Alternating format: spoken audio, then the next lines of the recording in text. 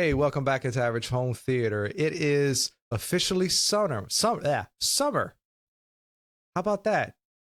Summer was first. Now it's summer. Yeah, now it's summer. Mhm. So it's the day after what do you call it? Not Veterans Day, Memorial Day, and Memorial Day. we both happen to be wearing some patriotic shirts. It was an accident, I promise, like complete accident. I went to my closet. I was like, what haven't I worn on a show? And then it hit me that it's Memorial Day, so I picked out my Benghazi shirt.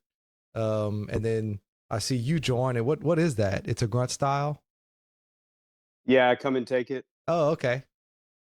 Yeah, I like it. you know, Come and fitting. come and take it, baby. Patriot. Ah, talking all kind of smack. So you excited for summer? Awesome. Yeah, man. I remember doing a video like this at some point last year, like right around this time, like summer vibes. Yeah, School I year don't remember what ended. it was. Yeah, I think it was just like a catch up, I think. But no, it's time for a reset, get back to things that I put off while I was busy with school. So it's a good time of year. Where y'all going on vacation? So we're gonna go to Kalahari. It's like an indoor water park, mainly for the kids. And then next month we go to Lake Travis for a few days with the family. So Is that'll be that fun. that park? Is that like a Great Wolf Lodge competition or something? It's like that, but I think it's better because it's bigger and they have like a huge arcade in there. It's that there's more there. Oh, okay. Um, it's a couple hours away though. The Great Wolf's more convenient because it's only an hour away, but that one's fine too. It's we just wanted to do something different. Well, we're going to Universal Studios again. Um, Nice. yeah, so we're leaving Friday, and we're gonna be there for the whole week. We get to go to the new park, Epic Universe. So I'm looking I've heard a forward to lot that. about that. Yeah, I'm Yeah, looking you'll have forward to to let it. us.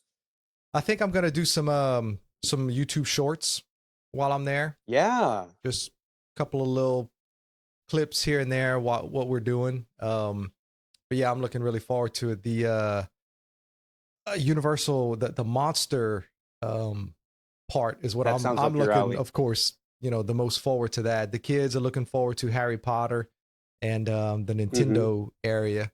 My wife is looking forward Yeah. to, she loves How to Train Your Dragon. She loves those movies. So they have a whole Hmm. area for that. So, but we only get to go one day.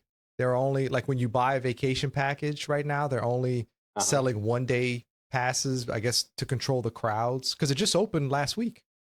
Um, Right. It's brand new. yeah, Yeah. it's brand spanking new. So we're only gonna get to go one day, but that's fine. I want to get kind of the gist of it because we're going back. My daughter loves Universal. We love it a lot better than Disney. I'm Yeah. not giving that corporation my money right now. It's bad enough they get Hulu and Disney Plus from me. So Yeah. it's got I to hear come you. up. That sore subject's got to come up at some point. Hey, I believe the pendulum is swinging back. I've already seen little morsels of it. Well, let's hope it does. But anyway, Dominic came up with this idea for a movies that made us. I guess kind of inspired by the Hmm. Netflix show is what you were thinking. Just like, Totally. yeah, movies that we watched a lot as kids and that really, I guess, shaped the crazy movie buffs that we are today, I guess. Right. You know, so I started making my list and I was at like 46 or something. So I was like, I think 46 is a bit much for the list. We had agreed Mm. on 10, but man, trying to narrow it down just to 10 was very difficult. So I ended up having to put a stipulation on myself to movies that were before I was a teenager. Because my style and my taste started to change around my teen years. Hmm. I really started paying attention to like directors and writers and all of that. So I wanted to keep it to more my really, really young years that of movies that Hmm. my brother and I would just watch almost daily.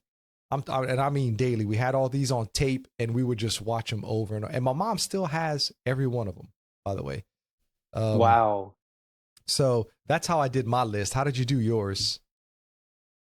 So yeah, with mine, I definitely tried to keep it younger. Like all these movies, with the exception of maybe two of them, all came out before I was 20.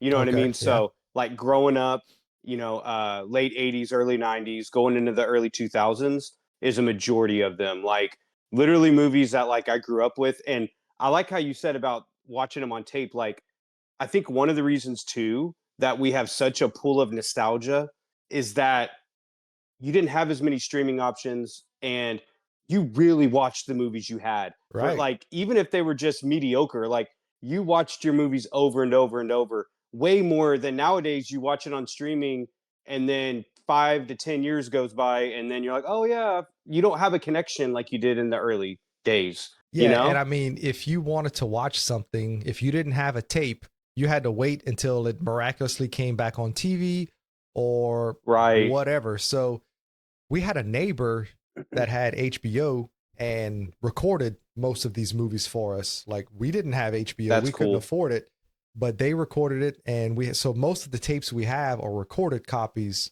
from HBO. Mm-hmm. As we got a little bit older, probably when I was around like 9 or 10, my mom started purchasing tapes. I think they started getting cheaper. Um, and we'll get into those later. But yeah, so I think the Yeah. latest movie I have is 1991. I have a few of them, but they're all Oh before wow. Yeah. 1991. Um, Okay. yeah, I mean, I turned 13 in 93, so I wanted to keep all the movies before 13, and Mm-hmm. 91 is about where I stopped. So, Yeah, and remember, I'm 5 years behind you, so to 91 to you is like 96 to me, I guess. yeah. Like age Hmm. wise, So, um, and yeah, and another thing is back in the day, you're mentioning like recording a lot of the tapes. Like I remember my dad specifically, like Back to the Future and Predator. We could not find that movie. We recorded it, and then when DVDs got big, obviously they were Right. easy to find. But back in those early days, they weren't just available like that. Like Back to the Future 3 was so hard to find. Really? Like in like 1992, it was very hard to find. Unless you wanted to pay like $100 and get it ordered. You know what I mean? Hmm. Okay, well, I'm gonna go ahead and rattle off. I have a total of 26. Okay, but we're Nice. only really gonna discuss like the top 10, and the rest of them I'm Mm-hmm. just gonna kind of list out and mention. Um, so these first six are really like honorable mentions per se, because I have Mm-hmm. 20 that are like, okay, these 20 I really watched, but these last six, they may surprise you, because I didn't get into them until I was a little bit older. We didn't have a copy. I had seen them before, but I didn't like watch them on repeat until much later, probably late teens, maybe Okay. even early 20s. So some of these Oh might wow. surprise you. Um, so first is Ghostbusters. Of course, I had seen it when Okay. it came out in '84, but I was only 4. So I probably didn't see it at the theater. I mean, I don't really know when I saw it to begin with, but I do know we got Mm-hmm. our own copy when I was around 10 years old. I remember what house we were living in and stuff. So I didn't start watching that until later. And then we didn't Wow. watch it Yeah. nearly as much as the rest of the list. Right. Aliens. We watched Aliens a lot because they started showing it on national TV on like CBS or whatever. Mm-hmm. So it was like an annual thing. So I would watch it then, but we never had a copy of it. So I couldn't just watch it on repeat. Um, So different. Yeah. the Friday the 13th movies, those I saw sporadically, like going to friends' houses and things like that. And I would watch them at home, like if we happened to rent a movie. But we didn't Mm-hmm. own any of them. So I didn't like watch them on repeat constantly. That came much later in life. Um, American Ninja. Now, we just watched this at the Grove. American Ninja is awesome. Okay. But we didn't have a copy, but a good friend of ours did. And during the summer, my mom would babysit him. So he would bring movies all the time. And American Ninja was one of them. And then we'd go outside and That's amazing. we would go outside and pretend like we were ninjas and fighting, all that stuff. Uh-huh. And then Um, The Wizard of Oz. We would watch that one, Oh but yeah. I liked it, but because it was a musical, it wasn't like on repeat. But we did watch it quite Right. often. And then same thing with Grease. Now, Grease Ah, is my favorite musical. It probably could have been higher on the list, but when trying to narrow it down, it just yeah. made it on the 6 honorable mentions. But as I was making the list, I was Nice. surprised about Ghostbusters to myself. But I was like, I had to be honest on the list. I couldn't fake it. I hear you. Yeah, I definitely knew that would be on your list, but I didn't think it'd be on honorable mentions. Right. So go ahead. You have some honorable mentions. Go ahead and mention yours. Yeah, so my honorable mentions, Planet of the Apes, 1968, the Ah, original. I didn't see that till I was Um, an adult. yeah, I was a teenager, and it was one of the first early DVDs I got, and I just remember watching that thing a lot because, I discovered it in my teens. My Yeah. dad had showed it to me. Predator, I was gonna put it on my list, but I already have some Arnold ones on there. I watched a taped VHS copy of that all the time as a kid, like a little kid, like 5, 6 years old. I remember watching Predator all the time, and it was so serious to me. I was like, "This is a real movie." You want to um, hear the Mummy. you want to hear a sin? Predator Go ahead. is not even on my list. I don't think I ever I'm watched it growing surprised. up. I don't think I ever watched it growing up. No, really? Yep, I didn't watch it until I was a It's young adult, but yeah, I didn't Yeah. watch it till later. That's how I was with Running Man. I saw the Mm. Running Man later in life. I I wa- didn't see that as a kid. no, I watched that one. Yeah. First Blood. I saw that was the one as a teenager that I saw a lot. I mean, that I feel like everyone that was born in the 80s or early 90s, like that was just like a staple in anybody's household, I feel. Um, Independence Day, because it was Mm. such a big film at the time. Like that was in the early 90s when you didn't have all those superhero movies, like that kind of was one. That came out in what, That was a big one. 96 or 97? No, I 99, wasn't it? Wasn't it a little bit later? No, it wasn't that late Wasn't because that that was late? more like Okay. Matrix. It was before Matrix, so I Okay. want to say 96 Okay. ish, right in there. Yeah, 90s, because I Um, know that Men in Black was like around 97. that time, so it was a year after. Okay. Yeah, around there. Um, Sandlot, the one I watched a lot. Never saw that till I Um, was an adult. oh, okay. Yeah, I remember that was one of the ones that was in like the clamshell VHS. Um, and then and around high school, my good friend of mine, Nick, and we discovered, not to be confused with producer Nick, No, not producer Nick. the Godfather movies, 1 and 2. We had discovered it, like, man, these are important movies that we should know about, and we kind of found them at the same time, and we're talking about them. So those are my honorables. I could have put Wizard of Oz, Grease, and Dirty Dancing on there, but that'd be more my sister. But because you know my sister lived down the hall, I didn't put that. But just because she would watch them, I saw them several times. Oh yeah, Like Dirty Dancing that. was on at the house. We even had the Yeah. soundtrack on record, and now I like the Oh yeah. soundtrack. I would listen to the soundtrack because I like old music. Um, Oh yeah, like Hungry Eyes, like all those mhm. 80s. Yeah, No, but those I'm are some talking good like ones too. some of the songs from the 50s and 60s that was in there. Oh, that's right. Yeah, the Oh old dang. stuff. Well, Yeah. that's cool. Yeah. So that's your Well, honorable cool. Well, those are the mentions. honorables. Hmm. Okay. So we'll go down the list. I mean, screw it. We got nothing but Okay. time. What else are we gonna do? So number 20 for me is Double Impact with Jean-Claude Van Damme, Okay. where he plays Yeah, twins. that I'm vaguely familiar, but I don't think I've seen it. Like, You've never seen Double Impact? I don't. I mean, if I have, it was just vaguely. Yeah, that's no. I I, don't think I have. I could tell I'm gonna I want don't think to I like have. stop this recording like several times. You're going to disappoint me, Dominic. But Double Impact, we loved it. And what's crazy is my brother's name is Chad and his son's name is Alex. And the twins that Van Damme plays is Chad and Alex. Now, he swears they didn't do that on purpose. But yeah, it's pretty That's funny. fun. But Yeah, that is. it's one of his better ones. You know, most of his movies are pretty cheesy and pretty Hmm. nonsensical. But this Double Impact and Universal Soldier to me, oh, and Cyborg, those three movies are like his really good ones. That's actually kind of good Okay. movies. The rest of them is just schlock. Um, but Right. Double Impact, it's a good one. They he the Okay. the two babies are separated at birth because the parents get murdered.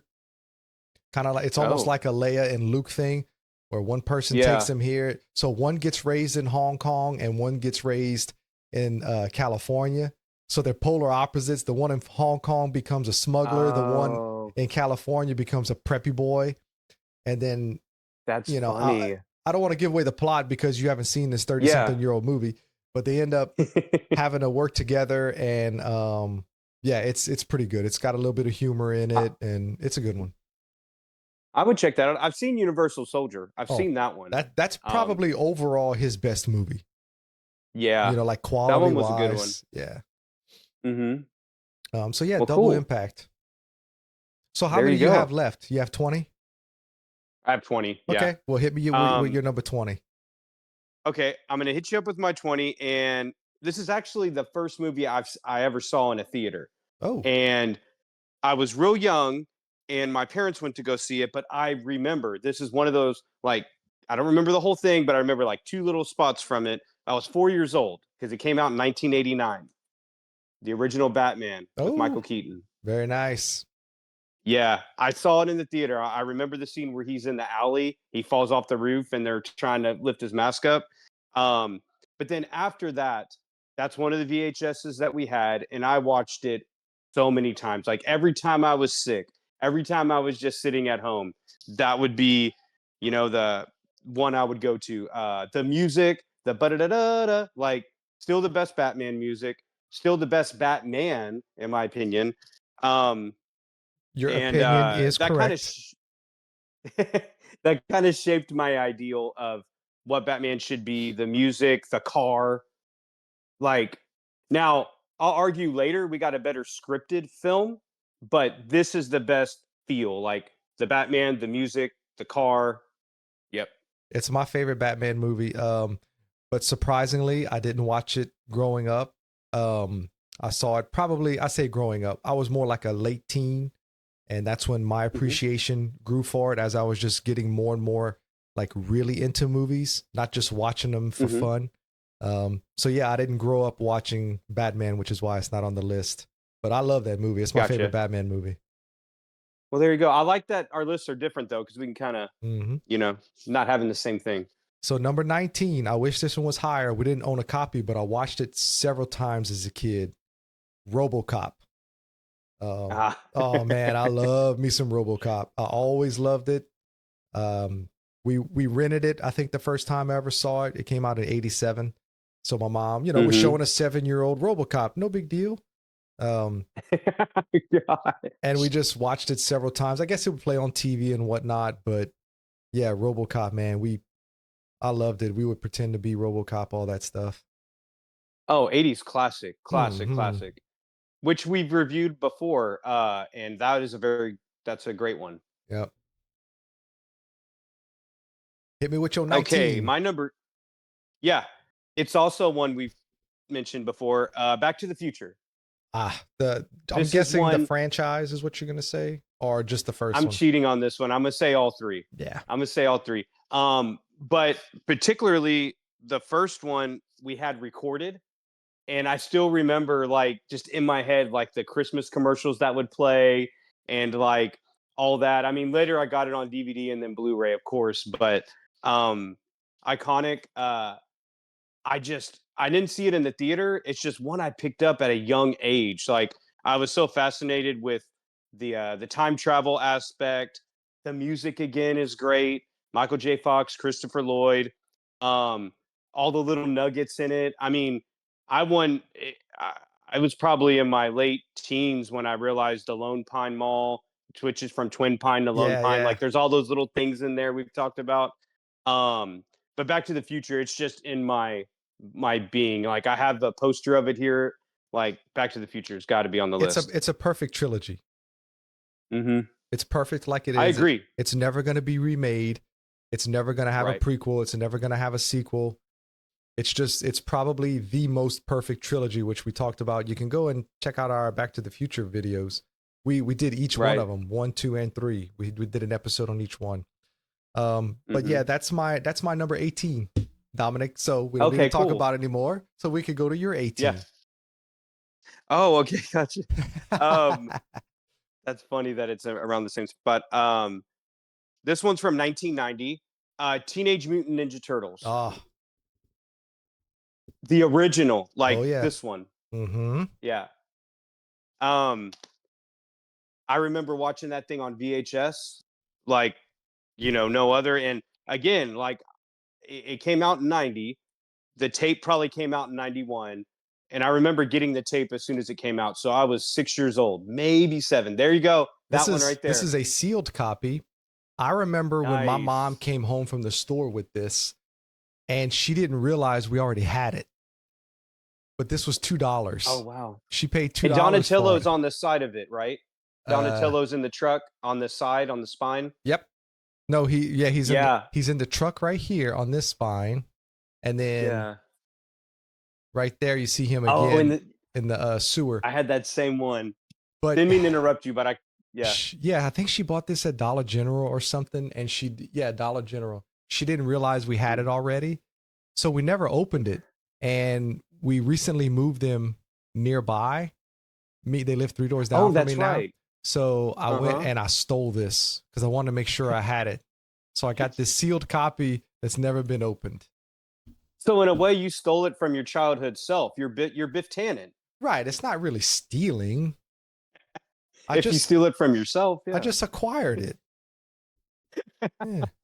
But I remember that VHS tape. Whenever I write some kind of like when I wrote my book or some kind of short story, I'm fascinated with rooftops, and I'm convinced it came from that because there's so many scenes in that movie on a rooftop. So much of it takes place at night. They would never make a turtle movie like that again. The jokes are amazing. Like Casey Jones, one of my favorite parts is they make fun of him because you don't want to sleep in the sewer. And they go, oh, he's a claustrophobic. And he goes, I never even looked at another dude, man. Yep. And the funny part is, as a kid, I didn't get it. That's one of those jokes I didn't get as a kid. But as I've gotten older, I'm like, that's hilarious. He doesn't even There's a lot of adult know jokes. what it means. Yeah. And my favorite scene in that is that fight in April's apartment that they break through the floor, and then the music, and they have to escape. Like, dude, that is I don't think that could ever be beat because they'll never make it like that again. Well, the Raphael fight right before they knock him through the window when he's fighting all the foot soldiers. My brother and I, whenever we're playing video games, have the headset on, and we say it all the time, like, come on, how do you guys expect to beat me? Oh, yeah. Raphael's awesome. That classic movie. Okay. Well, this one, you may not have even heard of it. Came out in 1985. But man, when I say I loved it as a kid, and we had it recorded and we watched it over and over. The Legend of Billie Jean. Have you ever heard of that? I've heard of it. Okay. I've heard of it. It's Christian Slater's in it. He's like 14 years old, 14 or 15. I mean, he's young. Oh, dang. And I forget the girl's name. She played Supergirl in the 80s, is the main character. Helen's Slater. Like her last Helen name Slater. was Slater as well, but her and Christian Slater are not related. Yeah. And the girl that does the voice of Lisa Simpson is in it. Okay. But anyway, these kids end up on the run from they committed an armed robbery. I don't want to give too much away, but they end up committing an armed robbery, not because they're thieves, but something happens and they're just trying to get their stuff back, and rich guy kind of sets them up or whatever. So they end up on the run and they become this national sensation because Billie Jean is like the leader. She's panned as the leader from like the FBI or whatever. And because they're like fugitives, you know, they're these huge fugitives, and they get this cult following, and it's basically like she becomes like the face of fighting against the man, you know, because they were poor kids and they were taken advantage of by this rich old dude.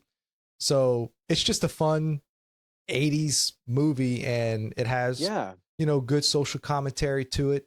And I bought the Blu-ray not that long ago from Walmart, where they had the like the classic VHS type slip covers. So it's a really neat. I should have pulled it out, but yeah, The Legend of Billie Jean. I think you would like it. It's a good 80s movie that I think you would enjoy. No, it sounds cool the way you're describing it. I would definitely check that out. Yeah, I don't want to give too much of the plot away, but just they're fugitives, and you have to see why. Okay, no, that sounds cool. My next one is from 1993. So I was 8 years old. It was a big deal. You probably know what it is. Oh yeah, baby. The first one. It couldn't make my list because I was too old. I was already a teenager when it came out. Yeah, so if you were what? I was 13. Yeah, you were 30. Okay, so yeah, see, I'm 5 years behind you, so I was kind of at the right age for it. And that's where my fascination with Jeep started. Oh, okay. You know, like the Jeeps that they would drive in that movie. That was a big deal. That was a big deal. That was a huge and even the Explorers, because that was like a new body style for Explorer at the time. So that was huge marketing for Ford and Jeep. Yeah, Explorers were huge after that movie. But you know, I bought a Jeep later in life, but that's where I was like, man, that is so cool. Like just the way they looked, the lights, how they were up higher. That, and still to this day. You still use it? I got it because I was like, oh, it's like Jurassic Park. And I've always done it. I don't even think my wife knows why I buy it, but yep. And that's cheap. Yeah, I know it's like $2 for a huge can. Yeah, if I tried to shave with that, my face would just break out like you wouldn't believe. No, but I love that. And I was actually just watching it the other night, and that movie, like, it starts off a very serious tone, and you take all the content in it serious because it starts off so serious. Like, the only jokes in the movie are like the characters reacting to what's going on. Like when they discover Ian Malcolm, and he's like, tell me to, you know, remind me to thank John for a lovely weekend. Yeah, you know, he's all like half dead. Must go faster. Yes, must go faster. You think they'll have that on the tour? You know, after the T-Rex chases them down. Classic movie. That T-Rex scene is still scary to this day. Like the night, the rain, how it was an actual T-Rex and they just enhanced it with CGI. Like that first one still holds up, man. Oh yeah, Jurassic Park. It's one of the greatest movies ever made. There's no doubt. Groundbreaking. Yeah. Just overall, it's one of my favorites. Yeah, and it's one of those ones that's always has stuck with me, man. Yep. All right. Well, like I said, Jurassic Park's one of my favorite movies of all time, but I was too old when it came out to make the list. And I could have a list of like 600 movies here. Okay, so my next one, I don't know if you've seen this one, but I want you to watch this. This may have to be our next Stephen King review. Maximum Overdrive. It's the only movie he ever directed. Okay. The girl who does Lisa Simpson's voice is in this one as well. Just coincidence. Okay. Yeah. But this movie is about a comet. Earth passes through a comet, or a comet, something like that. Gases. I don't remember the science. I'm stupid. But it causes all machines on Earth to basically like come alive. And and then so these trucks, 18-wheelers and stuff, just start running people over. Coke machines start shooting out Cokes and hitting people in the face. And what? This movie is wild, bruh. And when I say we watched the crap out of this as kids because the main truck, it's a toy truck. I forget what it's called. That gummit. But there's a goblin, big green goblin face on the front of the truck.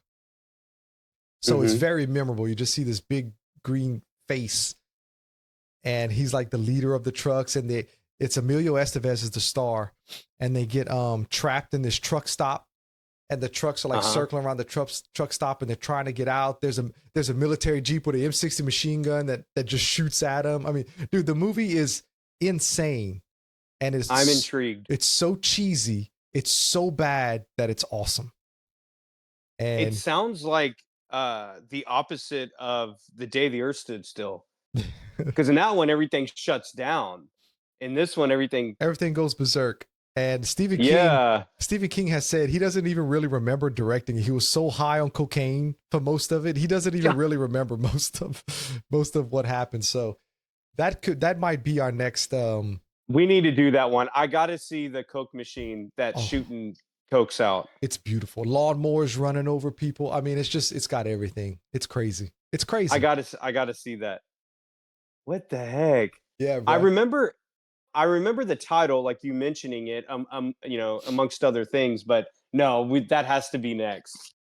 I'm gonna put a little mark. We're gonna do. I don't have a pen with me, but we're gonna do Maximum Overdrive next. Yeah, we got to do that one. That's a good one. Just the premise alone. Well, cool. Thanks for sharing that. All right, my next one. So most of these movies, my dad showed me, or just because of the age I discovered it. But I have one special one that my mom showed me. Ferris Bueller's Day Off. This one's a lot lighter than some of the other ones I've mentioned. But this is this came out in 86. I was only 1 when it came out, but I remember watching it when I was in elementary, so 8 years old maybe. Like, I was young. And I had it on VHS, watched it a lot. And just first of all, I love the title. And just as a kid, you're like, this kid stays home from school and just has fun all day. I'm like, okay. And then, as I've gotten older, I still appreciate it. It's a John Hughes movie, it's got like that 80s feel to it. And he's not like an evil guy. He's just having fun. He goes to the fancy restaurant. He goes joyrides in his best friend's dad's car, and kind of all the things that maybe you would want to do, but you're kind of scared to do. He gives it a shot. Well, it's and there's a theme in it too. It's definitely a staple in 80s. But I do not like it. I do not like Ferris Bueller's Day Off. I don't hate it, but it doesn't interest me at all. If I see it on, I'm like, next. Like, I do not like that movie. It's weird. Yeah, I think. No, not. I don't know. It's like one of those comfort movies. Like, it's not super deep, but it's just kind of a nice one to fall asleep to, or just to have on. And they've lampooned it so much. There's a scene in one of the Spider-Mans where he pretends like he's like him, and Deadpool has a scene where he shows up at the end and he's like, "What are you still doing here? Bye." One of the first end credit scenes is in Ferris Bueller that I ever saw. But it's fun. It's lighthearted. I wanted to have some more comedies on this list too. The rich kid with the car, he's forget the actor's name, but he's gonna be at GeekCon in August. I'm going. I mean, I don't plan on meeting him, cool. But he's gonna be there. I can't think of his name. That's cool. Yeah, I know who you're talking about. He's been in stuff. He was in that sitcom with Michael J. Fox too. But yeah, cool. Spin City. Spin City, yeah. Yeah. Okay, from 1989, Major League. Have you ever seen Major League? On TV, like, I don't know it, but I remember, seeing it here and there. I can't rehearse it, but I know of its existence. That's the one where the cover is like a big baseball with like glasses and a face on it or something. The Cleveland Indians, yeah. Yeah. Okay. It's the greatest sports movie ever made, and Really? you need to get familiar with it. I'm being Okay. serious. It's it's one of the funniest movies ever made. It's fantastic. And I'm Is being Charlie Sheen sarcastic. in it too? Yeah, I'm being sarcastic about Okay. the greatest sports, but then I'm actually kind of not. Like it's my favorite sports movie of all time. It's hilarious. Tom Really? Berenger, um, Wesley Snipes. Oh, Um, okay. yeah, it's star studded. It's hilarious. They're just a bunch of misfits. So the owner takes her husband dies, so this lady takes over the team, and she was just a gold digger, right? So now she's Uh-huh. running the Cleveland Indians, but she wants to move out of Cleveland. But the only way Major League Baseball will let them out of their contract or whatever is to have an attendance lower than whatever. So, because Oh, so they're intentionally bad? she basically, they hire a manager from like a league that nobody, just real minor league, and all of the players they invite Mm. to camp are a bunch of has-beens or never was. And like one time, one of them, the guy's like, "This guy here is dead," and she says, "Well, scratch him off." You know, um, fantastic movie. And of course, they shape up and become a pretty decent team. But Right. yeah, it's kind of like The Replacements with Keanu Reeves, except that's based on a true I've story. seen that. I remember that one. But this movie's hilarious. It's like I said, it's my favorite sports movie. And back when Charlie Sheen was funny, before he was too crazy, yeah, Right. you need to watch Major League, bro. You No, gotta watch that. that would be a nice I little have the 4K offset to something. Steelbook, and it's one of the best 4Ks I own. I mean, it is beautiful. It Wow. looks great on 4K. I Nice. did a review on it. Okay. Sweet. I'll have to check that one out too. All right, next. Um, okay. I think you'll be happy with my next one because it was the first quote unquote scary movie I ever saw. And again, early. Like I remember playing in a clubhouse in like our game room, like watching it, being scared of certain scenes, hiding from it. So again, like 5, 6, 7, maybe 8, like right in that realm. Um, the first Terminator. Excellent. And It's the uh best one. I mean, obviously there's no contention. The Yeah. first two are really the only Look, ones. Terminator 2 is great and all, but Mhm. Terminator 1 is the GOAT. Like There's change my mind. We'll fight for it. But Terminator no 1's the GOAT. I'm of two minds about it because the first one is more of a horror movie. The Exactly. second one's more of an action movie. It's compared to it's kind of a slasher from what people say. I mean, I don't know if I'll Yeah, go that far, but it's pretty close. It mimics a slasher. I mean, he's one person going around killing all kind of people. right. It is a slash, but it feels like it's more than that because of the concept Mm-hmm. of the Yeah, it's a machine and sci-fi all that.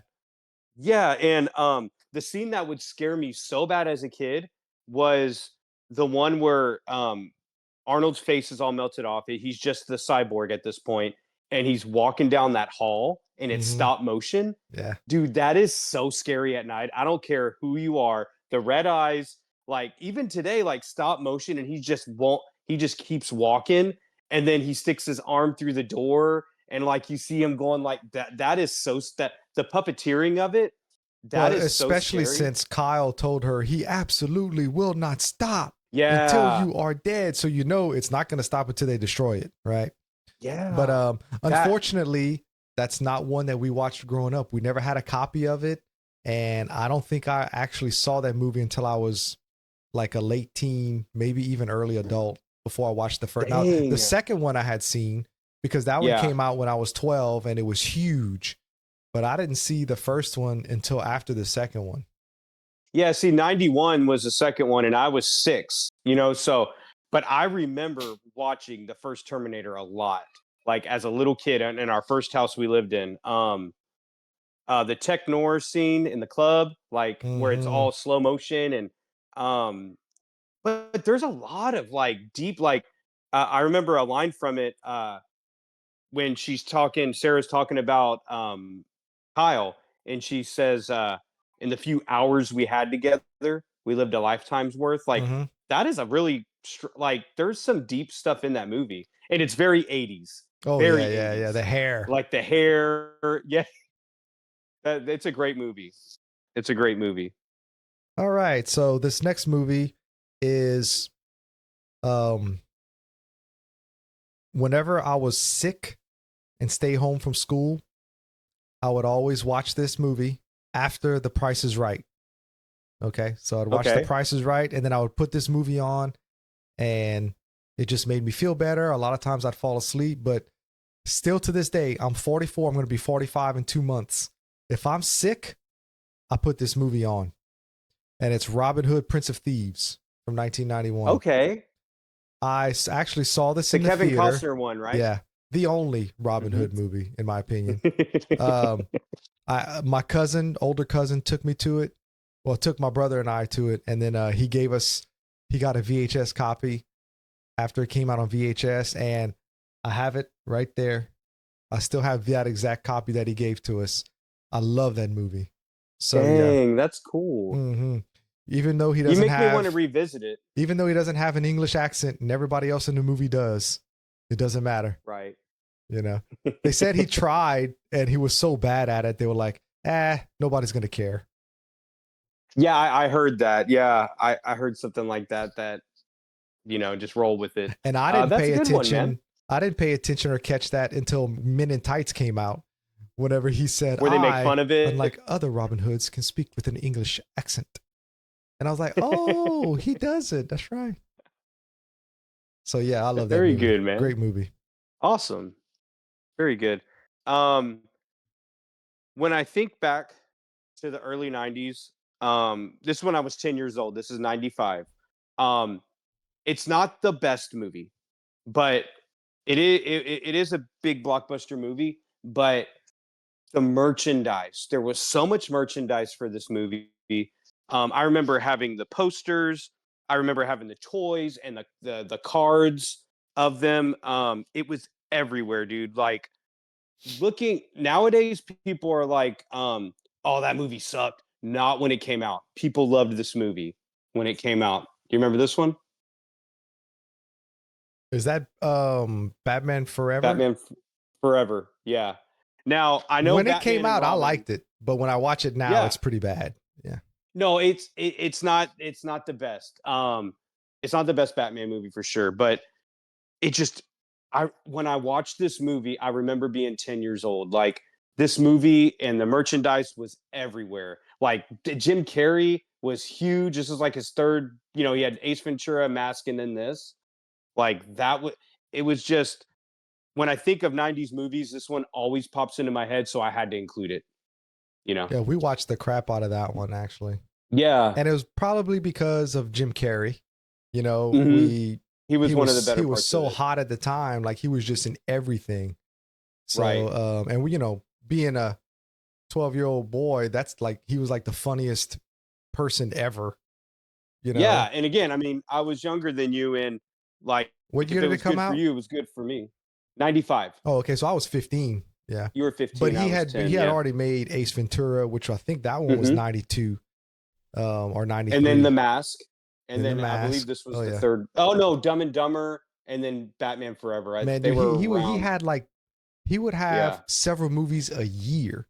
Like it wasn't just like one a year. It'd be like 2 and 3 movies a year that was being released. No, he was just smoking at that time.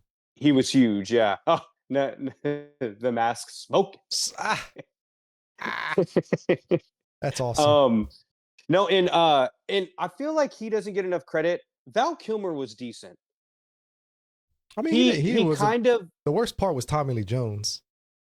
Yeah, he acted more like the Joker than Harvey Two-Face. It was kind of weird. That was back when comic book movies were more like just make it silly. You know what I mean? Like it didn't. But Val Kilmer though, he was like he won the best Batman, but he was kind of like a B-rate Michael Keaton. Like he was similar to Keaton, not as good as Keaton, but he kind of fell into that same fold where it kind of felt like that, which is, Clooney and Affleck and them were very different. I feel like Kilmer was kind of like a poor man's Michael Keaton. He was all right. It didn't bother me. I mean, I liked Yeah, it growing up. Just now that I watch it, I'm like, this really isn't that good. Yeah. Yeah. yeah, it's not the best, but gosh, I remember that the movie was everywhere.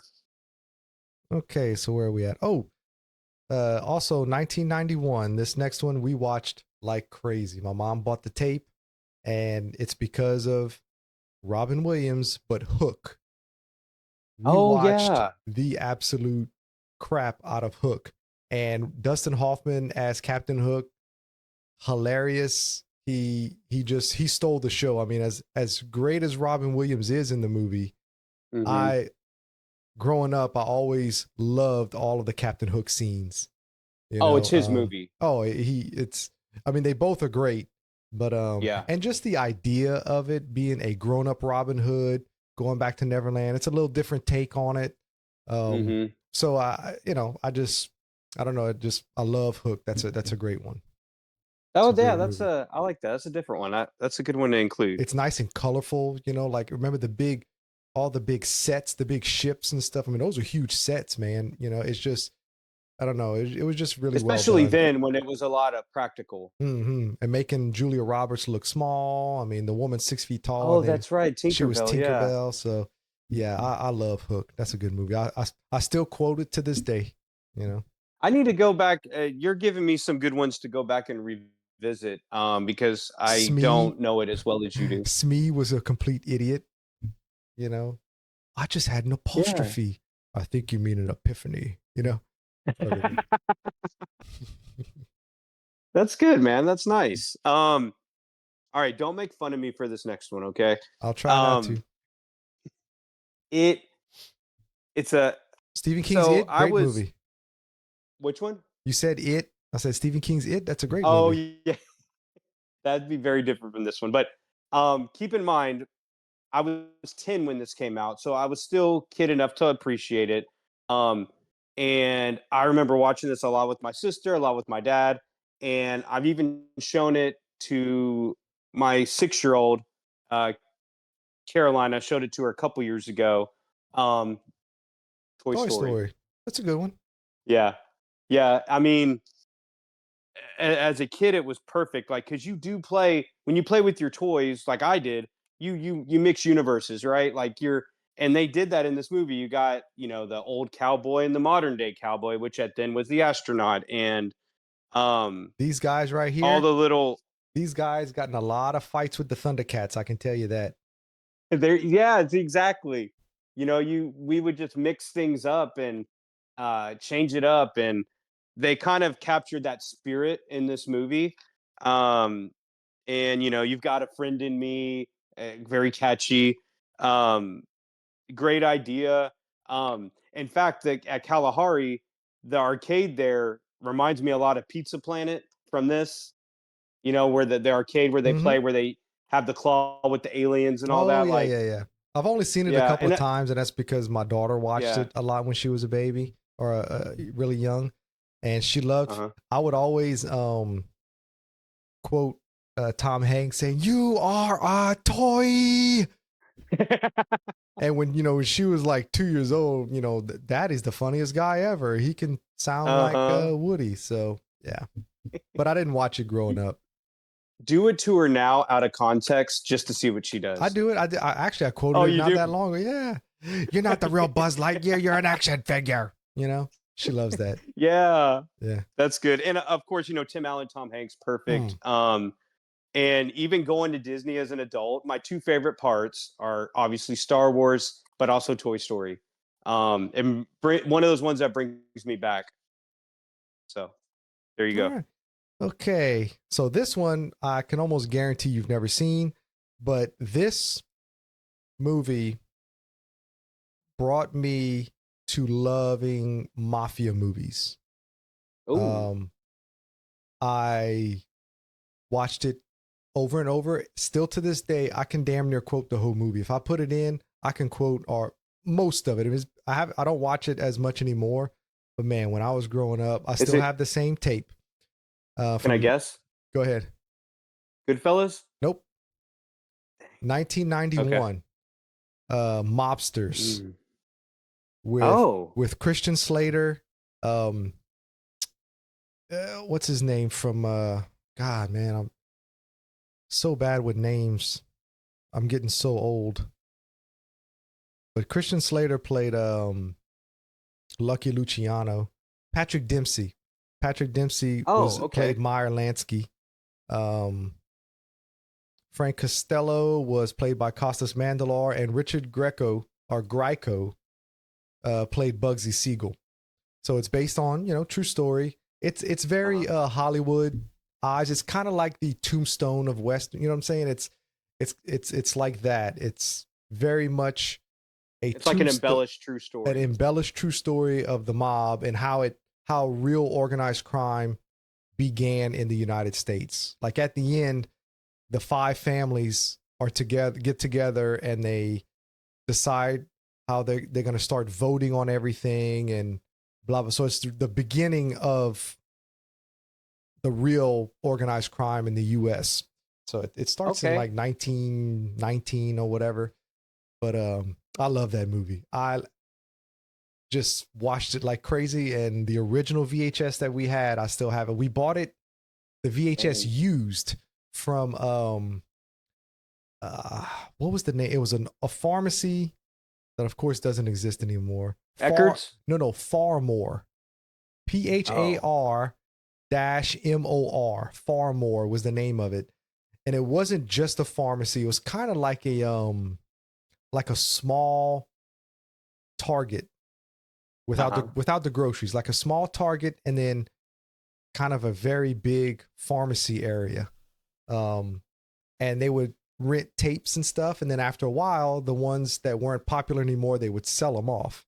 And my mom got a used copy of that, and I still have it. But wow, yeah, it's a great mobster movie. It's only like an hour and a half, hour and 45 minutes long, so it's not like watching The Godfather or something. It's a little more modernized feel. Godfather. I need to check it out. I'm 70s. not familiar. Yeah. Like I've heard of it, I believe, but I mean, I all don't those really guys know were it. so young. I mean, this is 1991. They were very, very early in their careers.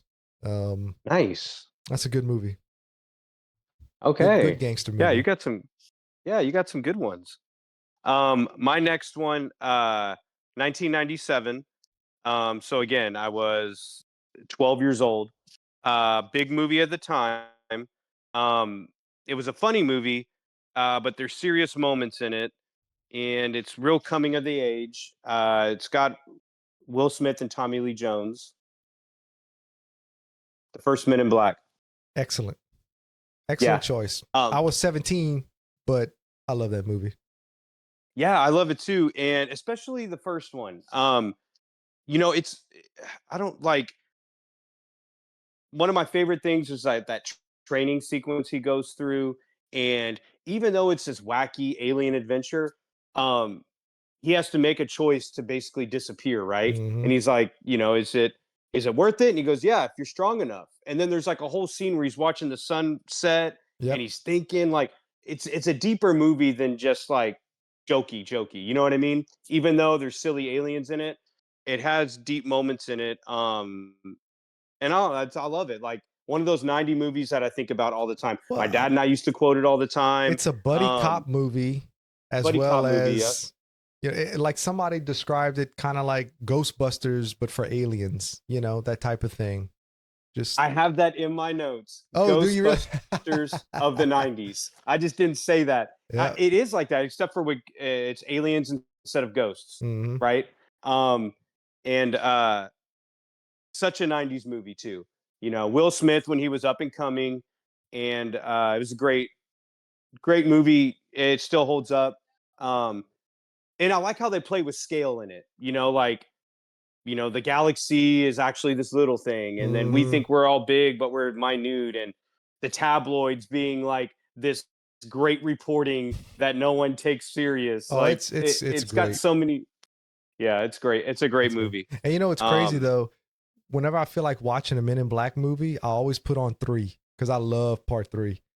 Part 2 obviously is the weakest, but man, part 3, I love that one. Yeah, part 3 is good too, and that's one that like a sequel that they did way later that still kind of worked. Yeah, It still worked. But the second one's the weakest. But in the second one, I love when he almost steps on the cockroach, and the cockroach goes, "Damn decent of you." Damn decent of you. Yeah. Yeah. But yeah, the first one's the best. Definitely like 1, 3, 2 on the ranking of that. Well, Tommy Lee Jones is funny as the mail working in the mail room or whatever, or as the Yeah. postmaster, I should say, when he doesn't And he understand still what's acts going the on. same. Yeah. Something I can do for you, Yeah, that Slick? was Yeah. yeah. Yeah, he still says the same things. Mhm. But no, that's a great one. Elvis is not dead. He just went home. Yeah.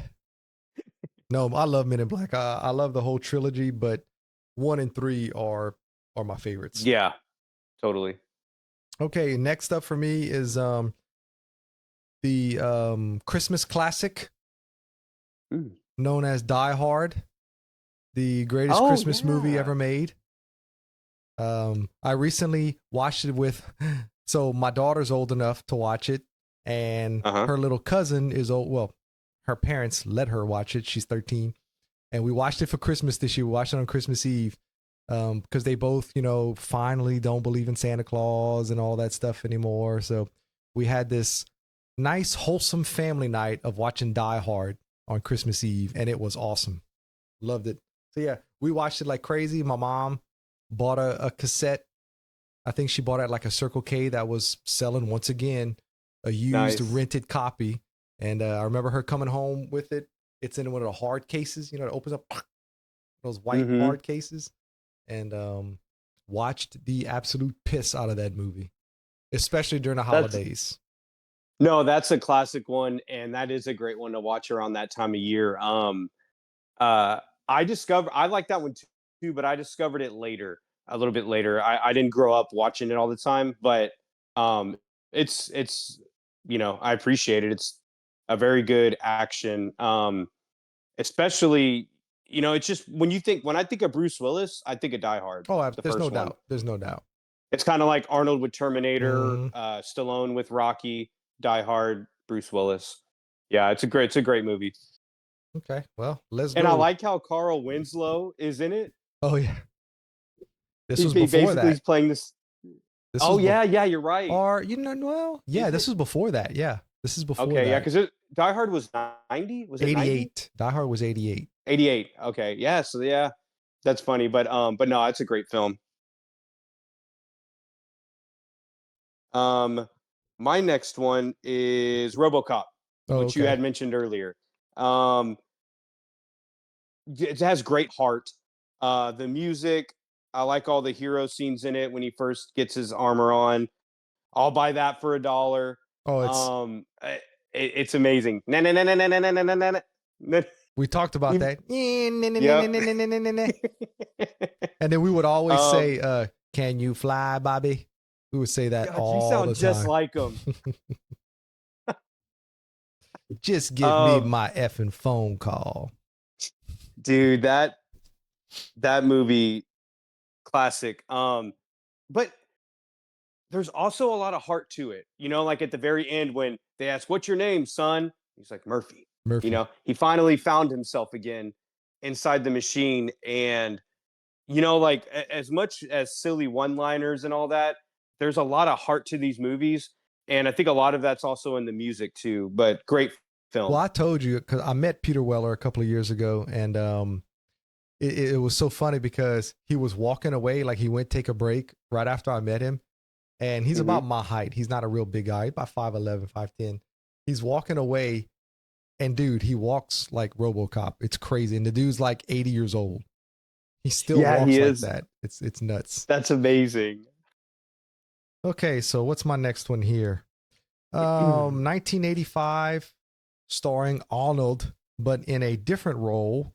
It was supposed to be Conan, another Conan role, but they couldn't get the rights to Conan, so they just changed the name, and that is Red Sonja with Bridget Nielsen. It's not very good. If you watch it now, it's kind of like, it's not a great movie, but man, we loved it as kids. Watched the absolute crap out of it. Ernie Reyes, who is Kino in Ninja Turtles 2. And he's also Donatello in Ninja Turtles 1 in the suit. So I'm gonna get to meet him at GeekCon in August. He's gonna be there. So That's awesome. I'm gonna get a picture with him. But we loved that movie. Watching him going, ayah, ayah, ayah, you know, always doing his little martial arts and he was the prince. I forget his name. But yeah, we watched the crap out of it. Arnold's name was Calidor, I think. Okay. Was his name. But yeah, he was supposed to be Conan. Yeah. And that's how it was written in the script, but they couldn't get the rights, so they just changed his name. And then he got duped. He was only supposed to be in like a few scenes in the movie, and that's what he thought he was filming. But then he's in most of the movie, and they put like starring Arnold Schwarzenegger, but he hardly got any money for it because he was paid as like a cameo. Crazy. So he like never worked with that director again after that, whoever it is. I just recently heard that. Yeah. I've actually never seen it. I mean, I've seen the Conan movies. I've seen. Well, it wasn't that like readily available. I don't remember seeing it all over the place. Yeah, we had it on. We had it recorded.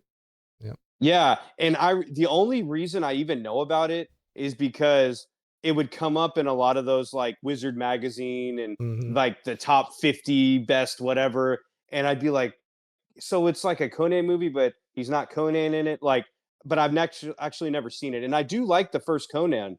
Now, that's one that quality wise, it's probably as good as Conan, because Conan, in my opinion, there are not very good movies, but you know, it's nostalgia. People grew up on them; they love them. Right.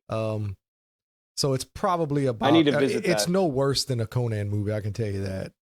But it's not like it's not great, but it's a lot of '80s sword fighting fun. You know, that type of stuff. Yeah, there you go. All right, hit us with your next one. Some of the ones I'm so caught up in some of the movies that you say, I forget that it's not the one I said. Bum, bum, bum, bum, bum, bum, bum, bum. All right, I grew up. So the original Superman, the 1978. Obviously, I wasn't born yet. But my dad had showed it to me. Right around. I had seen like some of the Christopher Reeve stuff, but I sat down and actually watched this one. This was before Smallville came out. Like so I was still young, still in my teens. One of the first DVDs I got. You know, Jor-El is played by Marlon Brando. This movie is like 3 movies in one, because you have the Krypton stuff, you have the Smallville stuff, and you have him out on the street. But I love this film. The music, Christopher Reeve, it's charming. And this was also like one of those first DVDs when I was discovering them. Remember when they started to get big and then they'd have all this bonus stuff? Like, I remember poring over this, watching all the bonus footage and stuff. And, you know, back in the early 2000s when movies started doing that, it was a big deal. You know, like, whoa, they're going to have deleted scenes and documentaries. And this was one of the ones that like I really got into, watching all the bonus stuff. So yeah, and plus Superman's my favorite superhero. So I was about to say you love Smallville and all of that, right? Yeah. And you know, I'm not a Superman guy. I watched the movies as a kid, but it's not my thing. I've never really watched Superman that much. I couldn't tell you which one is which. None of that. I just know Gene Hackman's in one of them. Right. Yeah. Yeah. He plays Lex Luthor. And yeah, it's just got a lot of heart to it. You know, it's got cheesy moments and all that stuff, especially as Clark Kent. But one of those nostalgic ones that I had to include. Nothing wrong with that, brother. Okay, next is a Grove classic. Ninja 3: The Domination. You remember that one? Were you there when we watched that one? With the girl the ninja spirit takes over the girl? Yes, I remember that. When I say, okay, I think when I came, y'all were like halfway through it, but I remember watching it. Okay, that's the day you showed up late. Yeah. That is my favorite ninja movie of all time. Hands down. Okay. My same friend that would bring American Ninja had this movie. We didn't have it, but he did. And every time he would come over, we'd watch Ninja 3: The Domination. Just the title is amazing. Right. And you know, it's so the first one is Enter the Ninja, the second one is Revenge of the Ninja, and this one is Ninja 3 The Domination. So it's the Ninja trilogy, but none of them have anything to do with each other. They are 3 independent films, okay? And there's one actor who's in all 3 of them, but he plays a different character in each one. Wow. But anyway, this one is the one that I grew up watching. I didn't grow up watching the other 2, so I don't have like an affinity to them. Yeah. But this movie, I still love it to this day. It is horrible. It's a terrible movie. But it's like just one of my favorites, man. There's like 7,000 police officers that respond, and they all shoot the ninja. He gets shot like you can't even count. It's like hundreds of times, and he still disappears, and he stumbles across the girl, takes over her. That's like his spirit goes into her, and then she becomes the ninja and starts assassinating the cops that were responsible for killing him. And it's just, I remember that. Yes. Oh, I remember seeing so that bad, part. but it's great. I love this movie. So that's why it's my awesome. number 9, because it's still one of my favorite movies today that I'll just throw it in every now and then. And my wife is like, why do you watch that? Because it's awesome. Right. I mean, why else do you watch a ninja movie from the 80s? You know, 1984. I mean, it's old, you know, it's been around a while. Yeah, that is old. Dang, over 40 years old. Yeah, bro. Wow. All right. Mine is it's kind of like a grown-up version of Terminator. It's very deep. It's still referenced to this day. It's referenced for 2 reasons. For one, it changed special effects. You probably know what I'm going to say. It changed special effects, but also the storytelling was great. Like the human race is enslaved without anybody knowing it. This is a metaphor for like Christianity. This could be a metaphor for any kind of thing outside the norm, right? The Matrix. Yeah. That concept, like, because it was kind of a sleeper hit. Like, it wasn't like this huge thing right when it came out, and people are like, "Yeah, you should check it out." And I'm like, "What?" Like, we're in pods controlled by machines, and they use us for batteries, and like, you got all this cool kung fu martial arts, and Keanu Reeves is in it, like kind of like when he was still early in his career of kind of doing serious stuff. Great sci-fi movie. Like it came out at the end of the 90s, right? 99. So I think I was, what was I like? I think I was 17. No, I think I was I was 17. 19. So if you're Oh, 5 years so younger, yeah. Okay, so I was a little bit young. you were Yeah, about yeah, yeah. 14. You're right. Yeah, I was 14. You're right, because I graduated in 03. So yeah, this was before that. But this was a huge one. This was one of those ones that like you would rent at a buddy's house, and they're like, "You've got to see this." Like, Well, yeah. I've told the story on this one. Me and Donovan did a Matrix franchise discussion when it was That was like one of your first ones, it's like I think. the 3rd video I ever did. Yeah. I had completely avoided the movie because hearing the concept that we were just in a computer program, I thought was the stupidest thing I had ever heard in my life. And I absolutely refused to watch it. I had never seen a trailer other than like the little TV spots. So I had no idea what it was actually about. Until one day, probably 5-6 years ago, I was in line at Walmart, and right there they had Blu-rays on sale, and it was the trilogy for $10. I was like, $10, let me just try it. So I picked it up. Wait, when was the first time you saw it? Like 5 or 6 years ago. How did you avoid it for that long? Dude, and not only that, it had never been spoiled for me. I had no idea what was actually going on. I had that moment as a 30-something-year-old man because I had refused to watch it and refused to talk to anybody about it. So I went home. That's crazy. Put in the Matrix. And then when the big reveal happens, I was like, what the hell is going on? So my original thought was they were trying to say that nothing was ever real with humanity. Like it was just all this. Oh, I got and you. I just didn't understand it. I didn't get it.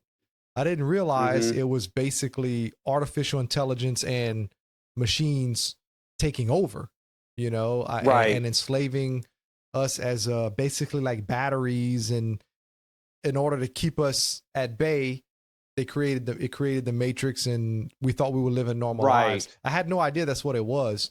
So when I was watching the movie and the big reveal happened, I was like, holy crap, I'm an idiot. Now I understand why everybody likes this movie, you know?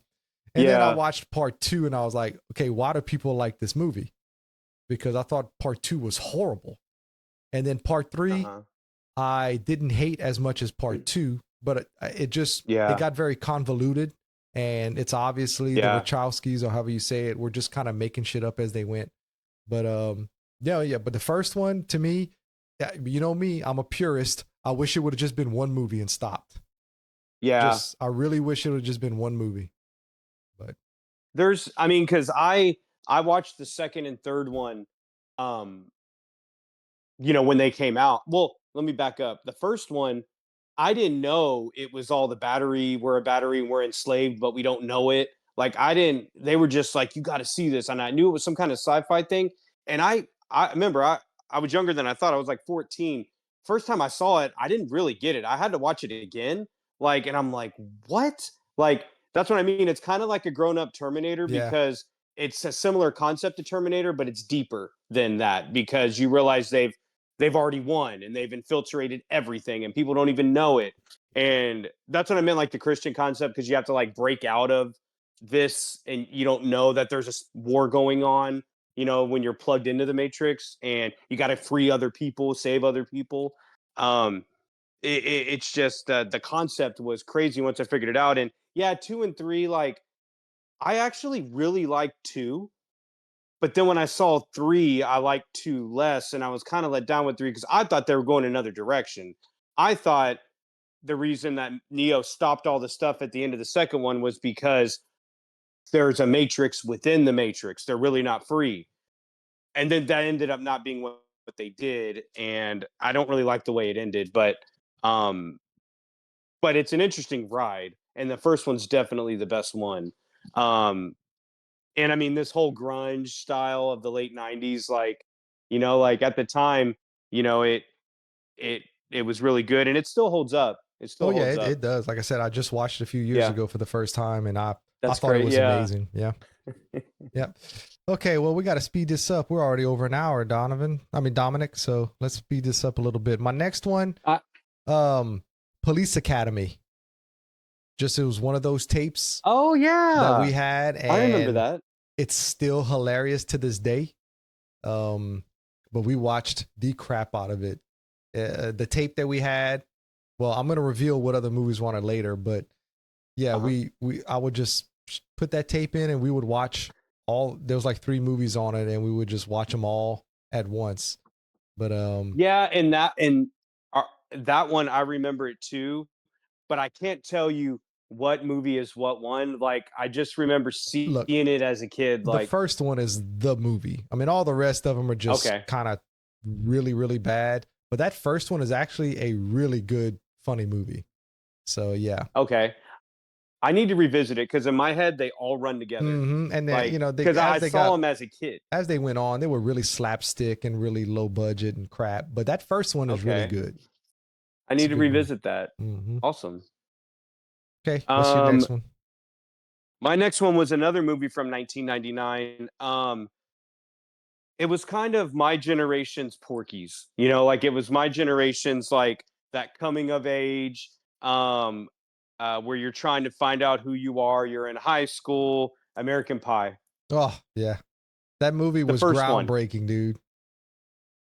That was a groundbreaking comedy. Like some of the vulgar stuff in it and whatnot. Right. That was like, oh my god, I never really seen anything like that before. And kinda again, like I something was about 14. Mary. Yeah. Yeah, like that. And I was 14, and it was one of those movies that everybody had to see. Especially for the one gratuitous scene that I won't go into. But I don't care who you are, what you believe, every guy's little fantasy thing. And it happened, pre-internet. Well, not pre-internet, but like Very early early. internet Yeah. where you had like the little webcam and it was all fuzzy and the dudes run into the friend's house to see it's a great. And actually I hadn't seen it in years and I just rebought it. I just bought it and I want to revisit it over the summer because that first movie was so relatable as a 14-year-old boy. I probably haven't seen it in Trying to figure 15 out life. years. Yeah, I hadn't seen it in years. The dad is amazing, Oh, like he's trying to explain the birds and the bees to his son Eugene and the Levy. Yeah. yeah, Eugene Levy. He he's being so sincere, but the way it's coming off is hilarious. Yep. Um, but That yeah, movie that shocked people, I bro. had to include. Like I said, it Yeah, shocked people. If you watch the unrated version, it's really explicit with the apple pie. I was like, oh my God. You know, that's actually the version I saw at my friend Nick's house. He yeah, showed me that that was not the one. theatrical version. Yeah, yeah. Um, The theatrical one was more subtle. like Yeah, he was kind of standing up and they just show from the he was like back in or the something. corner. Yeah, yeah. Yeah. Yeah, that one I was like, oh my God. Yeah. But So, yeah, there you go. well, my next one is another 1985 movie. Came out the same year as Back to the Future with Michael J. Fox, Teen Wolf. Um, Ooh. man, I love Teen Wolf. I still watch it to this day. It's one of my wife and I's kind of like go to bed, relax movies every now and then. When we're just like, Yeah. just throw on Teen Wolf. Um, I mean, I can quote almost the whole movie. The coach is hilarious. Styles is hilarious. Yes. I just there's nothing like it. And Michael J. Fox didn't like it. I think he still doesn't like it. But he was very upset that he had agreed to film that movie. So he wasn't really in the right mindset, he said, when he filmed it. But I really couldn't tell. I mean, he did a great job in the movie. Mm-hmm. But yeah, Teen Wolf, man, good 80s high school movie, and you mix in a little bit of werewolf in there, and you got yourself a Right. masterpiece. Dude, and I've I should have had that on my list. It completely escaped my mind. But when you said that, I remember watching it over and over as a Mm-hmm. kid. I remember watching the transformation scene when he would transform and he's looking at his hands and he's going It's actually a pretty good like, transformation scene. no, I would rewatch that scene over and over and pretend I was like turning into the werewolf, like because I was like 5 years old. Like I Mm-hmm. remember that movie, and then the van where it says Teen Mobile and the Styles hooks him Wolfmobile, up and Wolfmobile, yeah. And he's doing the the flips and flips on the stuff. car Yeah. and all. Yeah, um, dude, I should have had that on my list. You brought me back I literally. like Styles walks in with that shirt that says, "What are you looking at, Dick Nose?" And his Yeah, what's his name's dad, Michael J. Fox's dad, didn't even turn around. He's like, "Styles, nice shirt." He just knew he was wearing a stupid shirt. and I'm also remembering when he transforms and then he opens the door and his dad is like an old version. And he's like, I guess an explanation is long overdue. An explanation. He goes, "Well, I was Dude, hope I sometimes it should have skips had a that. generation, so I was hoping it would Oh, pass that's you right. by. It landed on my face." Yeah, great That's movie. right. Great movie. Dude, I watched that so much as a kid. I forgot about that. Dang, thanks for bringing me back. Um, my next one is came out in 2000. So again, I was 15. Um, when I saw this, I was like, "Oh my gosh, like this is a real movie." It's a story of a good man who all he wants to do is go back home. He fights the good fight. Um, are you entertained? Ah, Are you not entertained? that was huge, Gladiator, man.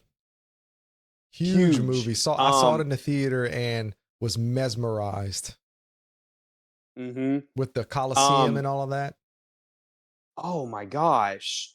All that was amazing. And the tigers that were in it and um the scope of the film was just amazing. Russell Crowe. That was my introduction to Russell Crowe. I think maybe mine too. Oh, okay, cool. No. Yeah, so I mean, my intro to him was Virtuosity with Denzel Washington. I had seen him in that before. okay. That was like 90s, huh? Well, yeah, early 90s, like 92, 93. Yeah. Yeah, that is early. But no, I mean, I brought this one up when we did our opening scenes. Like, oh yeah, yep. This one has always stuck. This is since high school. This has stuck with me. Great movie. I don't know why they made a second one. Yeah, I hear it's not too good. You know what? It'd be like average movie if it wasn't called Gladiator 2. Because when you say Gladiator, all that expectation goes on it. Honestly, like if they cut out some of the very beginning of it, you could have just called it Roman something, and it would have been like, oh, that was all right. But to call it Gladiator 2, is where, but anyway, one of the best movies. Very good movie. And I know, and you're probably good. You probably don't want to hear this, but Star Wars Episode 2, I'm convinced that Lucas saw this and tried to do, right? Because the arena scene, like, he got it from this movie, right? I don't know what movie you're talking about. No, I don't recognize those movies. I don't know what you're talking about. That was a year and a half after this. He freaking saw this and was like, I'm doing that. But anyway. Yeah, anyway, moving on. Okay, so this is a twofer. And it's because these two movies were on the same tape when I was growing up, and we would just put it in and we watch them back to back. And that's Rocky 3 and 4. Uh-huh. Rocky 3 and 4. Now look, Rocky 1 is the best Rocky movie. I'm just getting that out there, okay? Mm-hmm. But growing up, we didn't have Rocky 1 and 2. We just had 3 and 4 for some reason. Yeah. So I grew up watching just Rocky 3 and 4 and watching me some Mr. T and Dolph Lundgren, It's great. And we watched it on repeat. Wait. Oh, what am I looking? Where's it at? Hold on. Hold on. This is worth it. Just keep talking. No, this is worth it. Rocky 1 and 2, I didn't watch until I was an adult because, like I said, we didn't have copies of it. And understanding movies, I'm like, oh, okay, so this is why Rocky was so big. And actually seeing his backstory and the true underdog story of the first one, I got my real appreciation. But oh, there it is, Rocky 4. I said, oh, you dropped the phone. It's okay. I'm not editing that out either. Rocky 4, baby. Great poster. All right. Oh yeah, there's no production. It's okay. You keep talking. Here. Let me get this. I had to show that. Oh, my sister just sent me some pictures. They're in Hawaii right now. 2 of my sisters, and she just sent me. It says, "Welcome to Jurassic Park." They're at the mountains where the movie was filmed. Oh wow, that's pretty awesome. Yeah, I apologize, but I had to include that. Yep. No, I love Rocky 3 and 4. So we that's part of what shaped me, man. Watching all the, especially 4, watching all the training montages and yeah. I agree. Where's your light? Hold on, I gotta fix it. So anyway, I had to do that. I had to do that. I look at my next one. Rocky. There you go. Yep, that's my next one. The whole franchise or just the first one? The first one is really what I was trying to highlight. Because like, dude, if you're feeling late, I don't know about you, but if I'm feeling lazy and I watch Rocky 1, I want to go out and jog at 4 a.m. before anybody else is woken up. Well, here's the thing. There is nothing on God's green earth that's going to make me motivated to jog. Okay. So that's a no. Uh-huh. But I understand what you're saying. But then doesn't it do that? Like the music and Stallone, like the underdog story of it, and like Oh, it makes me think I um just want to go punch that somebody in the face. There's no doubt. no, the fights are amazing, but my favorite part is the training sequences, like you said, him going out there and jogging. Rocky 1 is definitely the best overall, but the fight in 2 is pretty good. The Mm-hmm. rematch.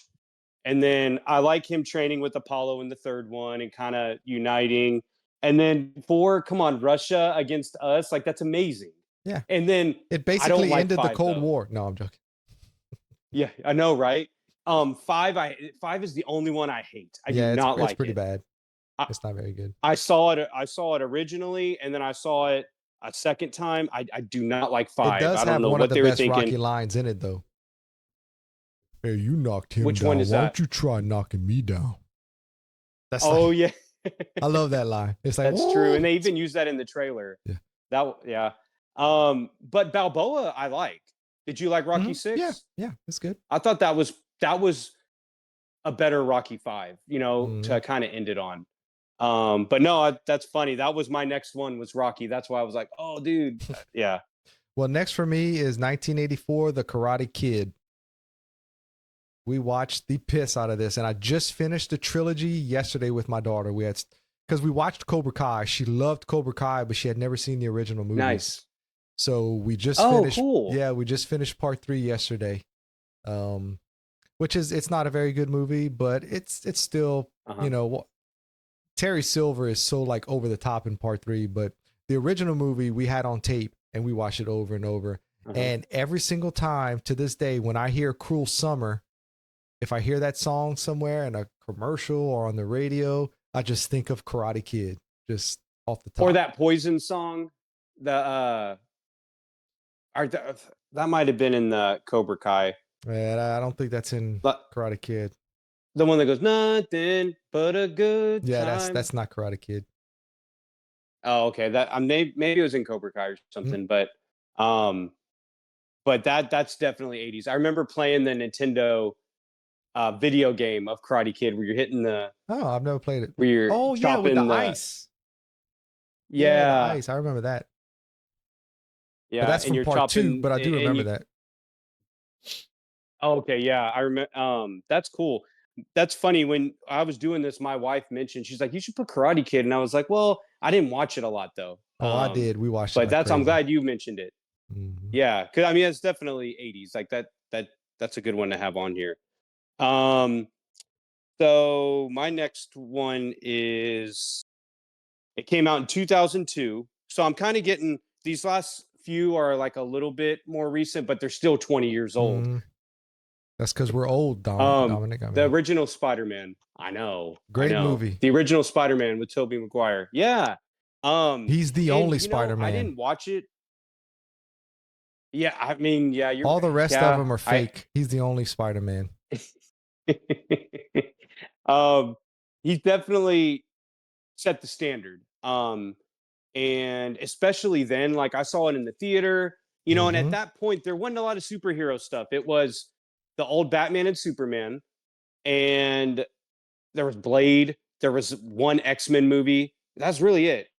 So like this was a big deal. Um, I remember being so captivated by the suit, how cool the suit looked. William Defoe as Green Goblin, and the plot is very logical. Like, you know, he's a nerd, he gets bit, he tries to make money, that fails, his uncle dies, he tries to do like the logical progression makes sense. And I didn't watch it for years, and then I went back and visited it, and we watched it. I watched it with my with Caroline. She's 6, and she loved it. She got a little scared of Green Goblin, but it still holds up. Yeah, It it's a still good holds movie. up. I got my daughter Um, to watch all 3 of yeah. them about 7 years ago. So she's 15 now. She was Oh, about, cool. 8, and she liked them. So that's kind of what I'm. Yeah, Mm-hmm. that's close. She's 6, so kind of similar. But no, I was surprised how well they held up. Well, my next one we've already mentioned, so we don't have to talk about it too much, but First Blood, man. First Blood is my Ooh. favorite Sylvester Stallone movie of all time. It's hard to beat. It's talk about heart. Like every time I watch it at the end when he has his breakdown, like I have to hold back tears every time thinking about it because of what those guys went through. But the rest of the movie is so good, considering when you watch the rest of the Rambo movies, how they got really, really Hollywood and just, they went real big. But what makes this one so good is because it's small. It's a small story, yeah. Right. And he's not killing everybody. He just wants to get away. He wants to be left alone. It's it's the police. He's not in a foreign country fighting, whatever. Yeah, and I read the novel afterwards. Well, I read the novel probably about 15 years ago. It's a great novel, but it's a lot different. Sylvester Stallone made some good choices by changing, because it was his idea to have Rambo not kill anybody, because he's like, he needs to be the hero. We need to treat this veteran as a hero. We don't want people to think that Vietnam veterans are monsters, so it was his decision to change that, and it worked out well. It's what made the movie so great. Because in the book, absolutely. He kills everybody. Like he's gutting people, their intestines are coming out. I mean, he is like brutal in the novel, and they toned all of that down for the movie. Yep. Yeah, and I think for the better too, because I didn't read the book, but I remember watching all the bonus features on it. That was one of my dad's favorite movies, and he showed it to me, and I appreciated it as well. Like, the what those guys go through, like. You want them to do all that, and then you expect them just to come back and like not have any baggage from all the crap they went through. Like, I'm very supportive of the troops and stuff, and that was a deep one. And I like how he doesn't kill anybody either. And then that one guy dies because he undoes the harness on the helicopter. Well, he just falls out. That's his fault. Yeah. Well, he was trying to kill. He was trying to kill Rambo for no reason, and Rambo throws the rock, hits the helicopter windshield. The pilot reacts, and Galt falls out the window. So yeah, and I remember on the it was either the commentary or the bonus. One of the people that worked on it, they were like, that guy dies from his own stupidity, because he shouldn't have undone the harness. But yeah, I like how he doesn't kill anybody. And then those flashbacks when they cut the when he was at a POW. Yeah. Great movie. I love it. It's very underrated. And it's very well done. Like producer Nick had never seen it, because his mindset was Rambo like 2 and 3 and all of the ridiculousness, and he had never seen First Blood until I showed it to him, and he was like, wow. Now, aside from the weakest point of the movie is Richard Crenna. Like, he's such a bad actor. His scenes kind of almost ruined the movie a little bit, but thank goodness he doesn't have a whole lot of screen time. But besides Richard Crenna, it's like a great movie. It's really it's great. It's classic. It almost made my list. Brian Dennehy was just amazing as Teasel. He was the sheriff. Which one Teasel. was? What character was he? Oh, the sheriff. Yeah. No, that it was on my honorable mentions. I already had Rocky, so I was kind of like, but that one is great. Yep. That first one. All right. What's your number 4? Okay. Well, kind of in the spirit of noble heroes, doing the good work and getting blasted for it. I went deep on this one. I apologize, Passion of the Christ. I've never seen it. You've never seen it? I don't have the guts, man. I can't do it. Oh, I can't do it. My wife is the same way. Like, neither one of us have watched it. I just don't know if I can get through it, man. No, I mean, watching The Chosen, we have a hard time getting through The Chosen, and it hasn't even gotten to that point yet. So yeah, I don't know if I can do it, man. I want to, but I just don't know if I can. No, I hear you, man. So when this came out, I was 18. I think I was 18, 17 or 18. Because it was 2004.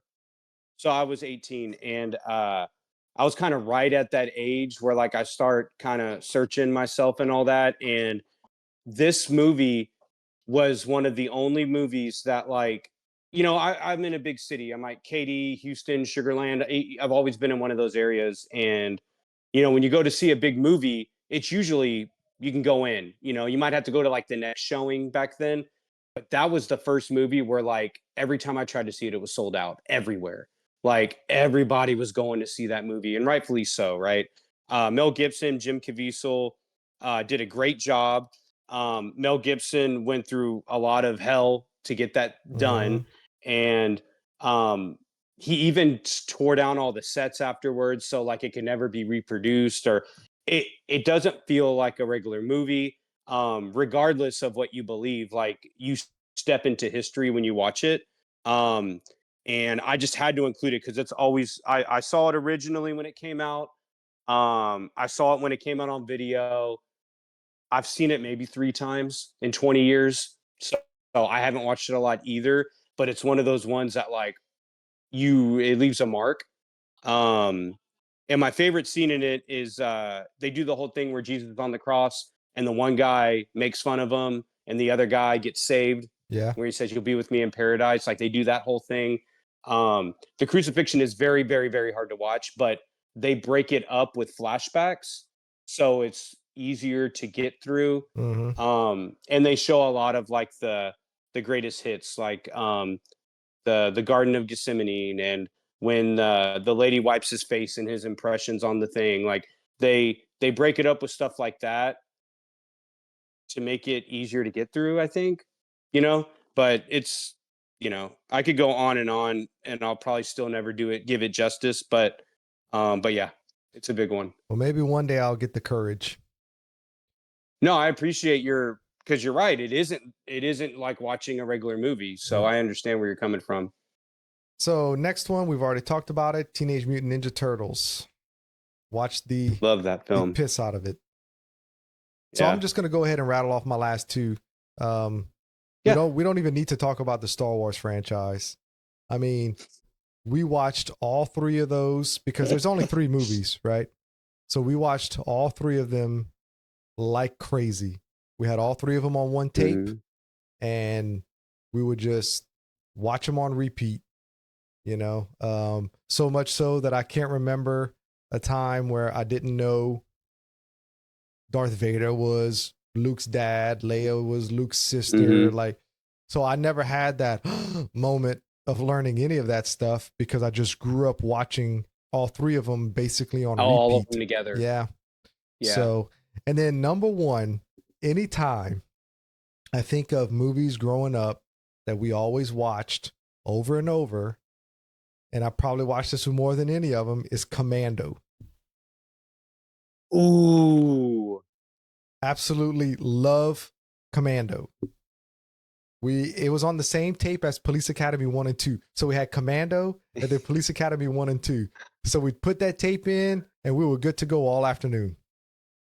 That's awesome. But yeah, Commando and Red Sonja, the 2 Arnold movies that I just absolutely grew up watching. Predator, I didn't see that until I was much older. And Terminator, like I said earlier, same thing, the original Terminator. I didn't see it till after Terminator 2, and we didn't own any copies. So it's not something that made me. It's not something I constantly watched as a kid. But Commando, better believe it, bro. And producer Nick knows that's probably my favorite Arnold movie. I love it. That's a great one. And that one, I thought about it, but I already had some other ones. But no, that of Arnold, but Commando is great. And I like how it's almost like a video game because he like defeats this boss so and then stupid. this boss, and so then he gets bad, to a bro. final boss. It's so bad, but great liners, great action. Watching it now in widescreen, you see a lot of things that you couldn't see on the old VHS tape. You could see the trampolines throwing the the stunt guys after when he would throw a grenade and it would hit. When you watch it in widescreen, you can see the trampoline thrown. I mean, it's fantastic. Great movie. You need to watch it. That's fun. And I like the scene where he cuts the dude's arm with the machete. Yeah. Right after he throws the saw blade as a disc and it and from the shed. And it scalps the guy. Yeah. That's great stuff. No, that's a classic. What year was that? Was 86, that 80s? 86. 86. Okay. So that was, oddly enough, that was a couple years after Terminator. Mm-hmm. So that was one of his early ones, kind of. Interesting. Okay, so you should have 3, huh? This one, I'm gonna go. I'll kind of rapid fire go off because these were I was getting a little older. So this one came out. I know I'm kind of getting a little later with these, but The Dark Knight. And again, you're like, oh, that's not. It's like 20 years old now. Yeah. I can't believe it, right? So I was, still a, young adult. I think I was, I know I'm getting a little bit older, but I think I was like 21, 22. So I was still relatively young. But this one, I was like, finally, this is a superhero movie that I can show people that like can appreciate it, because it's basically he's a cop with a bat suit on, like I think Kevin Smith said that. But it's, you had Heath Ledger. It was finally a superhero movie that like anybody could see. Well, Heath Ledger was the first person to win an Academy Award in a comic book character. It had never happened, So that was really something. And this is before I had kids, so it feels like it was 100 years ago. But I saw it multiple times in the theater. The interrogation scene is my favorite scene, where it's dark and the commissioner is questioning the Joker, and then he flips the lights on and Batman's behind him the whole time and he knocks him down. I saw it at Edwards Theater. I remember my wife and I going. It was a big deal. I was excited to see it. And this was one of those ones that I was so like anticipating it and so excited, and it delivered. Like it wasn't one of those ones where you're like kind of let down, like, it's not exactly what this one delivered. Huge movie. So I had to include it. Yeah. This one, this came out in 2013, so I know I'm getting a little bit long in the tooth. I was still in my, still fairly long, still in my 20s ish. Yeah, early 20s. But Man of Steel, the Henry Cavill one, the first one, Zack Snyder, dude. The music, the score, the Hans Zimmer score. I listened. That just hearing that music got me through kind of hard times and stuff, and it has so much heart in it. And Russell Crowe is Jor-El, like who I grew up seeing as Gladiator. Seeing him as Jor-El was cool. And there's influences of The Matrix in it, which I saw when I was 14. So I don't know, that one left a lasting impact. It had a lot of heart, and it's still a great film. And the last one is a cheat. Guess what my last one is? Star Wars. It's the only one, yeah. And I figured like everyone expects Star Wars to be on my list, so I'll just save it for the end. Yeah. Yeah. So I mean, I grew up on the Star Wars trilogy. The first 3 are obviously the best. New Hope, Empire, and Jedi, or Star Wars, The Empire Strikes Back, Return of the Jedi. The redemption of Anakin Skywalker, Darth Vader. All those lines, join me and together we can rule the galaxy as father and son. When Luke's like, I want to be a Jedi like my father. Like there's so much heart in the first trilogy, which you say is the only one, 4, 5, and 6. That perfect, right? But I do have a soft spot for the prequels. Yeah. Okay, I'm not drunk and disorderly. I'm not going to start talking about anything past the prequels, if you know what I mean. But I know the prequels are a little bit outlandish and stuff. But when episode 1 came out, I was like 14. So I was like right on the cusp of being able to appreciate it. That lightsaber fight is amazing. I don't care. Episode 2 is the weakest of those 3. And episode 3, when you see Anakin put the suit on, and I know the first 3 are better. I know 4, 5, and 6 are better. But I still love the prequels too. So give me my prequels. I won't talk about the sequels. You like that? I mean, I guess. I mean, the prequels, even though I don't like them, I can't handle the sequels. They ruined the sequels. But the prequels, like I've said till I'm blue in the face, they mess too much with the timelines, and Right. there's errors in some the continuity. the continuity just bothers me too much. But you grew up on them, so I'll allow it. Well, this was fun. We had some good choices on here. And it's been a minute since we've done one of these, so it was a good time. Well, I think that Maximum Overdrive should be our next review. Yes. I want you to watch that as soon as you can. And whenever I get back from vacay, we'll go ahead and we'll do that one. That'll be fun.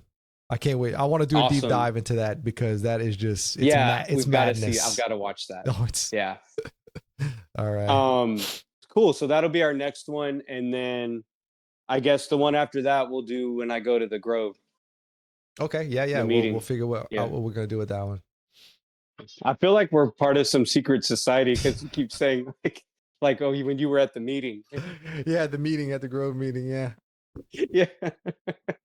All right, guys. Well, we're gonna wrap it up because we've gone on for quite a while, about an hour and 40 minutes. So, like, subscribe, tell your friends, and we'll catch you on the next one. May the force be with you.